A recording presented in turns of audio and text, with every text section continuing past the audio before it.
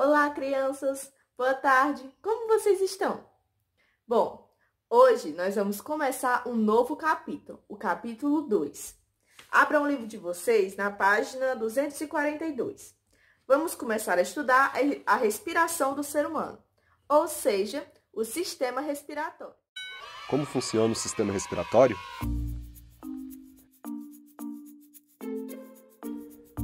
Para executar as mais diversas tarefas do nosso cotidiano, nós precisamos respirar. Nesse processo, puxamos o ar ao nosso redor e o soltamos em seguida. Nosso sistema respiratório é composto pelas cavidades nasais, faringe, laringe, traqueia, brônquios e os nossos 2 pulmões. Na inspiração, o ar entra pelas narinas e depois passa pelas cavidades nasais. Lá é aquecido, umidificado e filtrado, deixando para trás partículas e micro-organismos e depois com o muco formará a famosa meleca de nariz.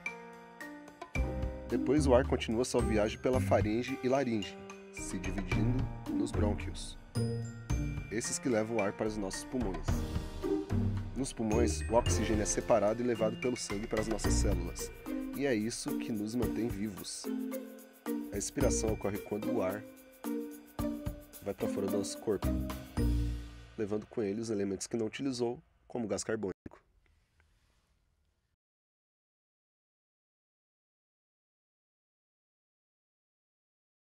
Respirar nada mais é do que realizar trocas gasosas, ou seja, inserir oxigênio no nosso organismo e retirar CO2 do nosso organismo. Isso acontece no processo de inspiração e expiração.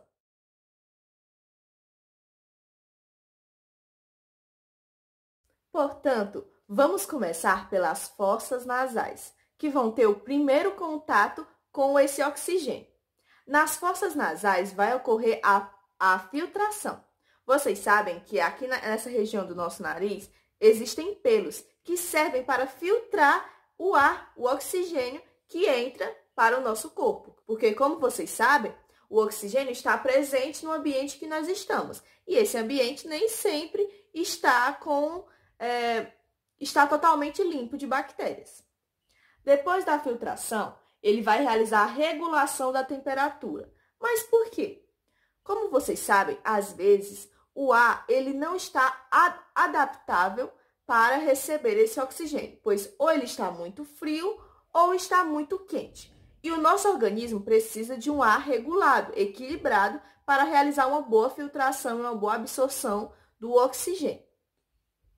E por último, ele vai fazer a percepção de odores. Como vocês sabem, nós vamos sentir cheiros, nós vamos sentir os aromas que estão no ar.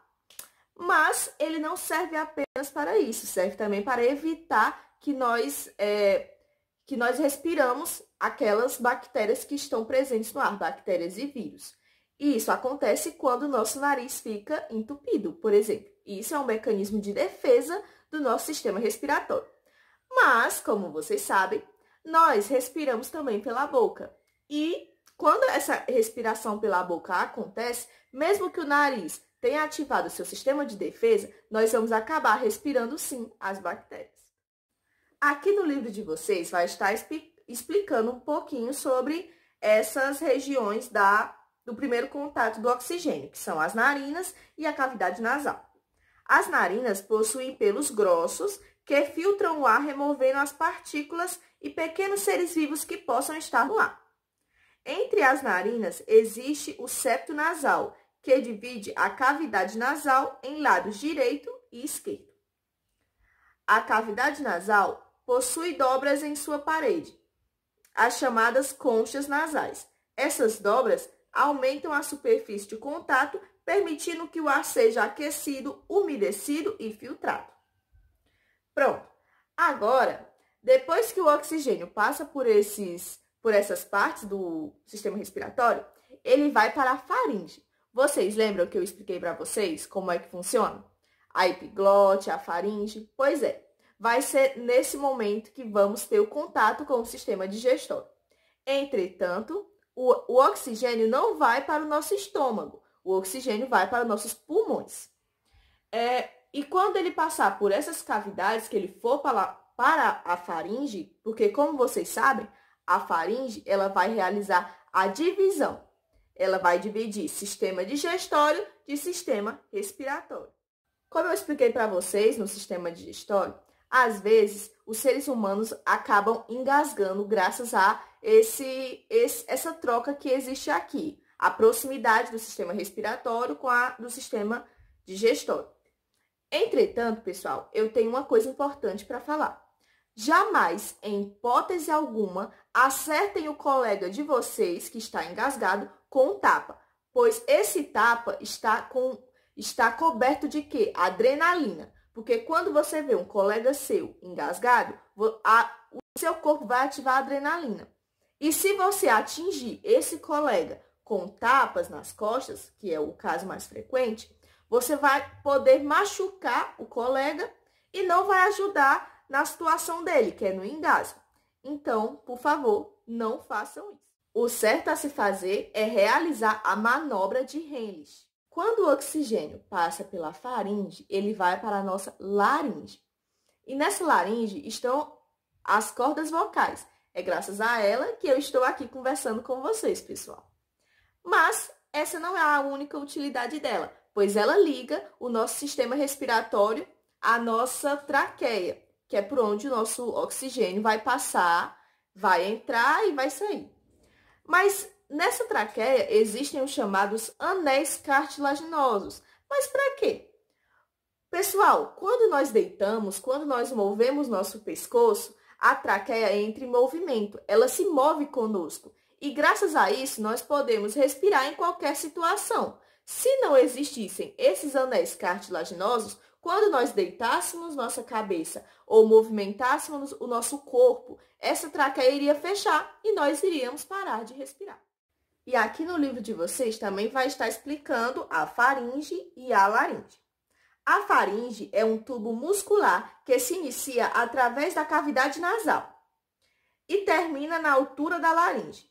Essa estrutura faz parte tanto do sistema digestório quanto do sistema respiratório, como eu já tinha explicado para vocês. Por isso, tanto o alimento que segue para o esôfago, quanto o ar que segue para a traqueia, passam pela faringe. A laringe é um tubo curto, formado por cartilagem que une a faringe e a traqueia. Em seu interior, encontra-se uma abertura chamada glote.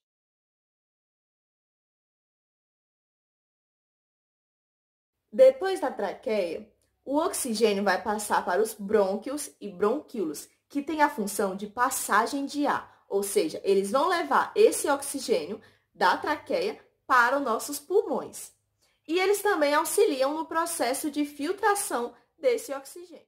E essa filtração ocorre graças a cílios que existem nesses tubos.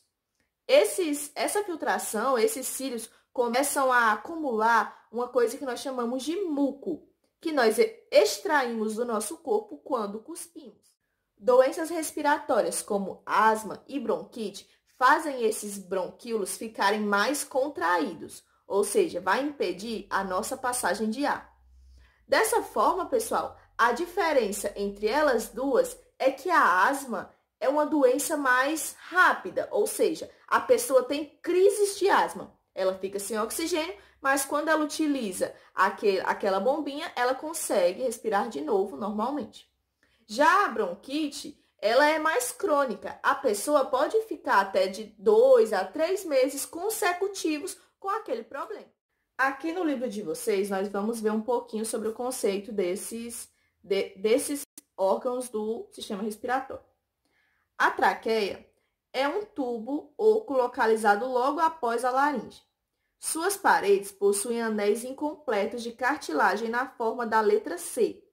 Eles mantêm a traqueia sempre aberta, impedindo que ela se comprima, permitindo a passagem do ar. A porção final da traqueia se ramifica formando os brônquios, que entram nos pulmões e continuam a se dividir formando bronquíolos. Ou seja, os bronquíolos são pequenas partes dos brônquios. Os bronquíolos são tubos finos que não possuem cartilagem em suas paredes. O conjunto formado pelos brônquios e bronquíolos é chamado árvore bronquial. E finalmente, pessoal, o ar vai chegar aos nossos pulmões, onde vai ser recebido pelos alvéolos pulmonares.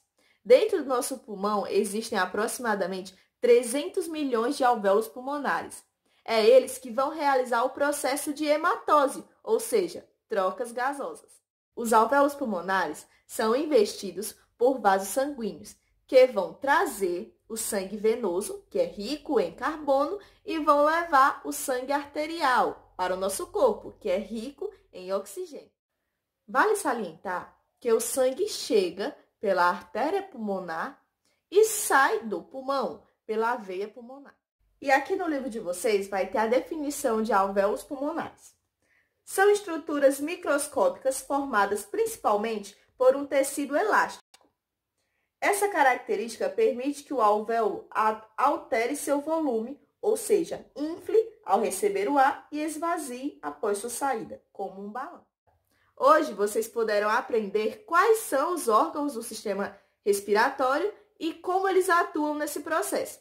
Próxima aula, nós vamos aprender como funciona a respiração no nosso corpo.